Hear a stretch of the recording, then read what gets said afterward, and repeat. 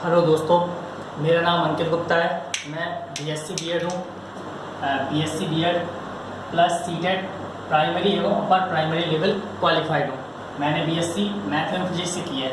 आज हम आपको फिजिक्स के प्रमुख वैज्ञानिक यंत्र एवं उनका उपयोग बता रहे हैं कि जो हमारे पास कुछ प्रमुख वैज्ञानिक टूल्स हैं, उपकरण हैं, और उनका उपयोग कैसे किया जाता है या उनका उपयोग क्या होता है, ये आज हम आपको समझाएंगे।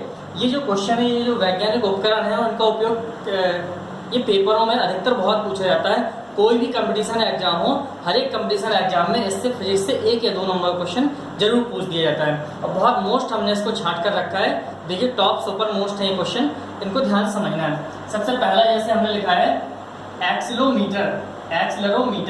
ये क्या होता है कि वाहन की चाल की वृद्धि। आप लोगों ने अपनी गाड़ियों में, चाहे मोटरसाइकिल हो चाहे 4 व्हीलर हो, इसमें देखा होगा कि एक सुई जैसी संरचना दिखाई देती है। तो गाड़ी की चाल कितनी स्पीड है, गाड़ी में कितनी स्पीड है, कितनी स्पीड बढ़ रही है और घट रही है, वो जो सुई होती है, तो सुई का जो बॉक्स होता है उसको बोलते हैं एक्सीलरोमीटर। ये एक यंत्र होता है, मशीन है, जिसके माध्यम से वाहन की चाल में वृद्धि हो रही है, कितनी वृद्धि हो रही है, कितनी वृद्धि घट रही है, इसको बताया जाता है।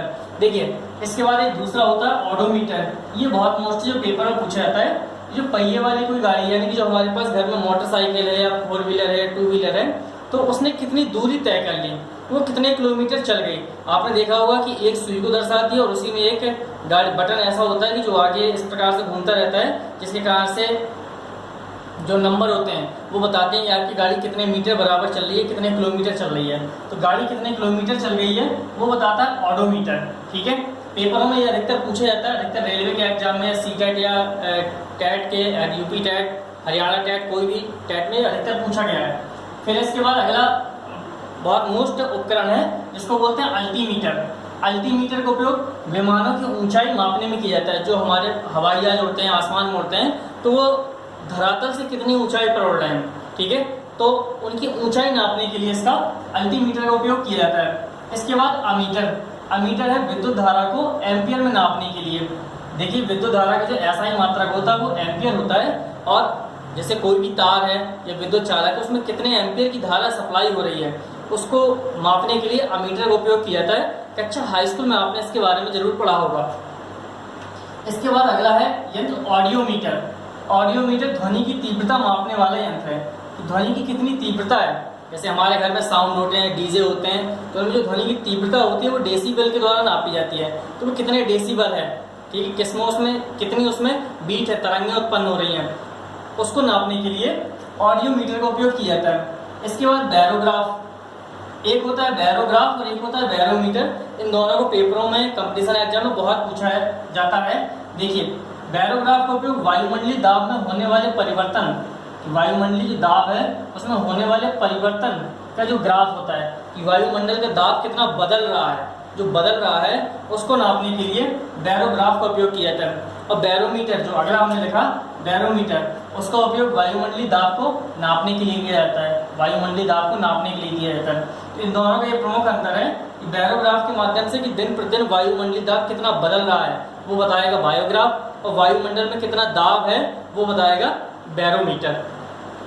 इसके बाद अगला है कैलिपर्स।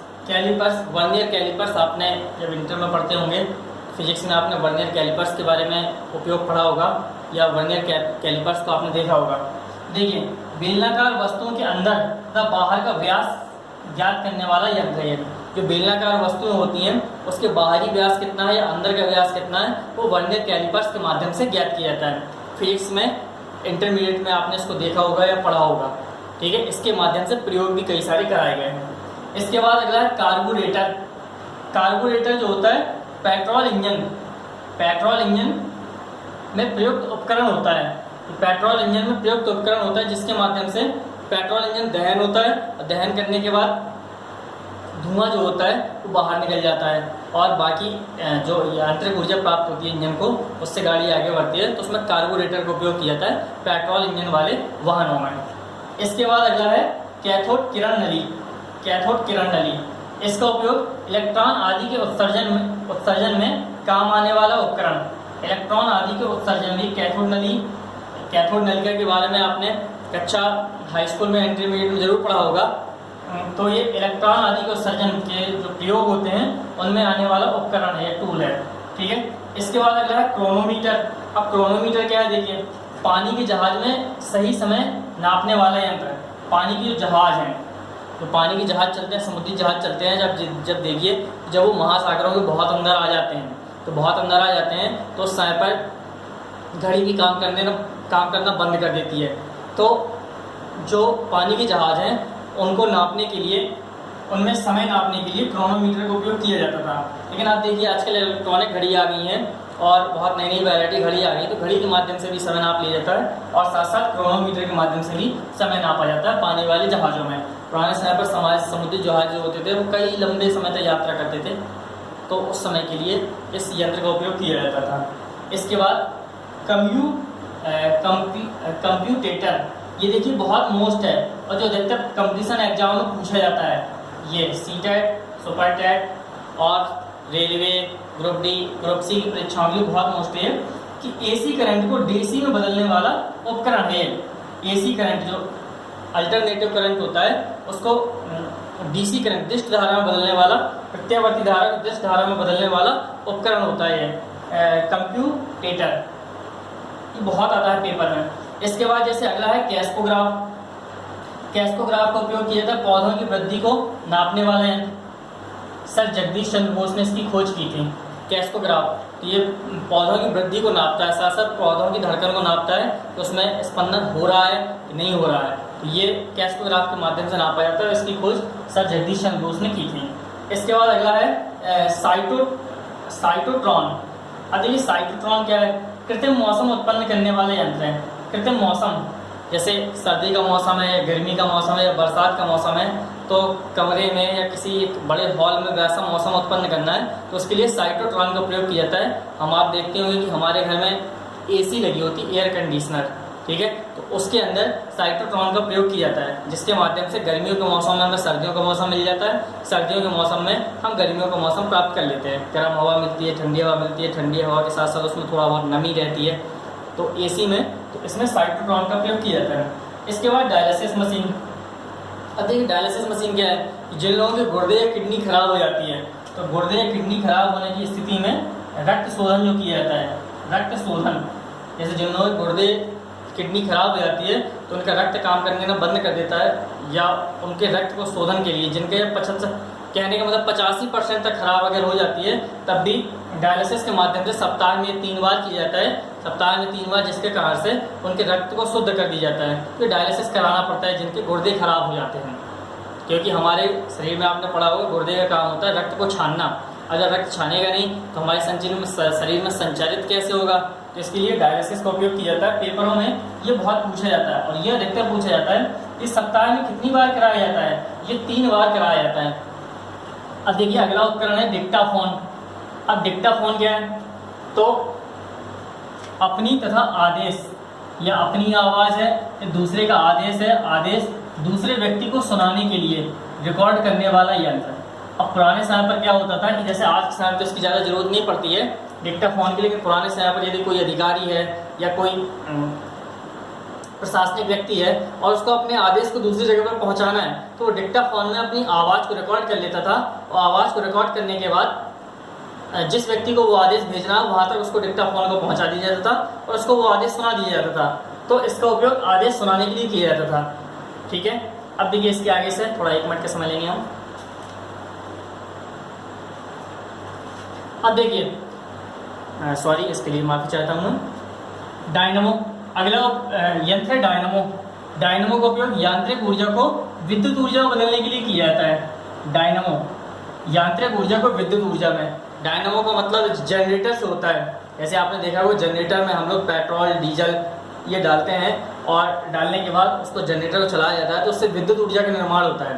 यानी पेट्रोल से जिसको ऊर्जा प्राप्त होती है वो यांत्रिक ऊर्जा मिलती है और यांत्रिक ऊर्जा से वो विद्युत ऊर्जा बना देता है। तो डायनमो का उपयोग इसमें किया जाता है।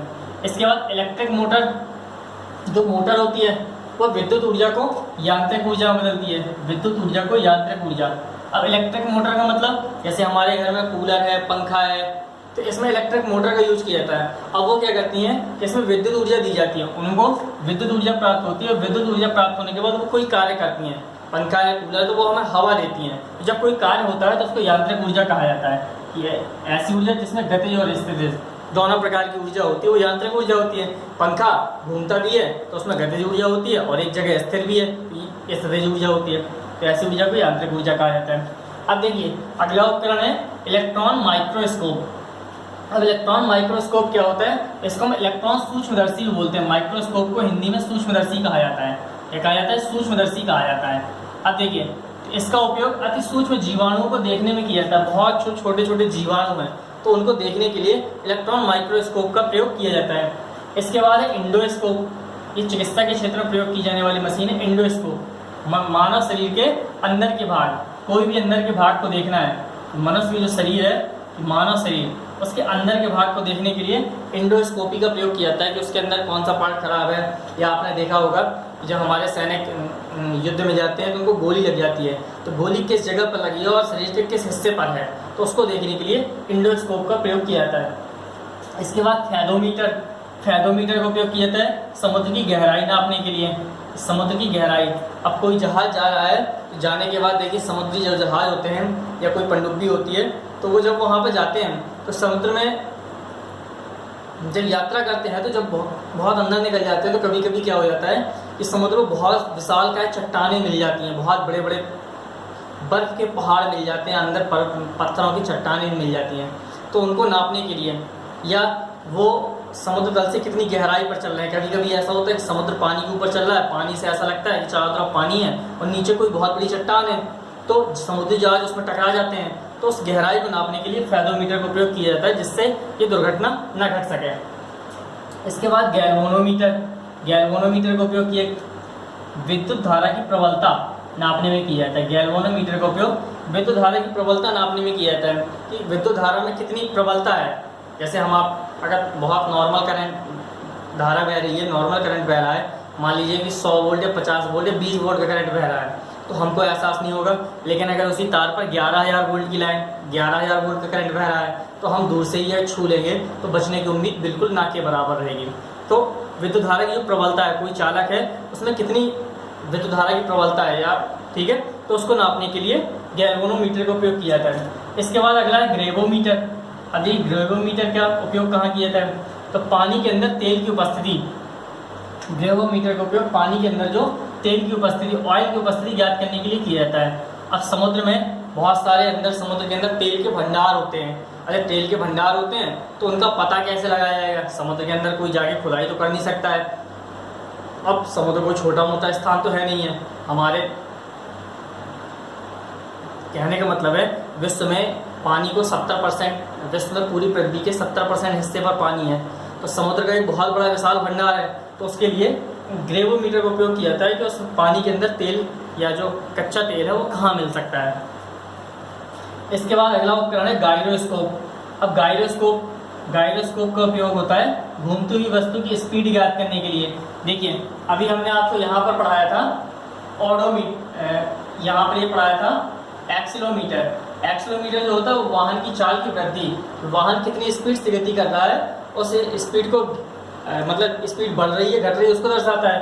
अब यहाँ पर जो है जो गायरोस्कोप है, गायरोस्कोप, अब जैसे घूमती हुई वस्तु है, कोई हमारे घर पे पंखा लगा है, अब वो कितनी स्पीड में घूम रहा है हम कैसे पता करेंगे? क्योंकि वो कोई दूरी तो तय नहीं कर रहा है, ठीक है। तो ऐसी घूमती हुई वस्तुओं की स्पीड को पता लगाने के लिए गायरोस्कोप का प्रयोग किया जाता है। इसके बाद अगला है हार्ट लंग मशीन। कौन सी मशीन है? Heart lung machine. इसका उपयोग हृदय और फेफड़ों को ऑपरेशन करने में काम में आता है। हृदय और फेफड़े में जब ऑपरेशन किया जाता है तो हार्ट लंग मशीन का उपयोग किया जाता है। उससे पता चलता है कि हमारी जो हार्ट की धड़कन है ये चल रही है कि नहीं चल रही है। अब देखिए, अब इसके बाद अगला है हाइग्रोमीटर। हाइग्रोमीटर का उपयोग वायुमंडलीय आर्द्रता नापने के लिए किया जाता है। वायुमंडलीय आर्द्रता, कि वायुमंडल में कितनी आर्द्रता है, नमी है कि नहीं है, तो इसके आधार पर भविष्य में मौसम का अनुमान लगाया जाता है कि आगे वर्षा होगी कि नहीं होगी। अब पता चला हवाएं तो बहुत ज़्यादा चल रही हैं पर उस हवा में नमी नहीं है, तो आपने देखा होगा कि जो बरसात का मौसम होता है तो उस टाइम जब हवा चलती है तो उस हवा में नमी होती है। जो गर्मियों के मौसम होता है उसमें हवा तो चलती है पर हवा में नमी ना होने के कारण से वो गर्म हवाएं होती है जिसको लूए का पट कहा जाता है, ठीक है। हाइग्रोमीटर का उपयोग वायुमंडलीय आर्द्रता मापने में किया जाता है। ठीक है। इस प्रकार से हमने आपको आज ये 26 बहुत मोस्ट मशीनों के बारे में समझाया, बहुत मोस्ट उपकरण के बारे में समझाया है कि इनका उपयोग कहाँ किया जाता है, और इनसे अधिकतर 100% कोई ना कोई कंपटीशन एग्जाम में पूछा जाएगा। कुछ थोड़ा मोस्ट और रह गए हैं जिसको हम अगले वीडियो में आपको समझाएंगे। देखिए, अभी तक जिन लोगों ने हमारे चैनल को सब्सक्राइब ना किया हो तो कृपया सब्सक्राइब कर लें, जिससे हम आगे कोई भी नया वीडियो डालेंगे कंपटीशन एग्जाम से संबंधित तो आपको जानकारी हो जाएगी, जिससे आप उसको देख सकेंगे। और प्लीज़ हमारे चैनल को लाइक कर दीजिएगा। Thank you so much.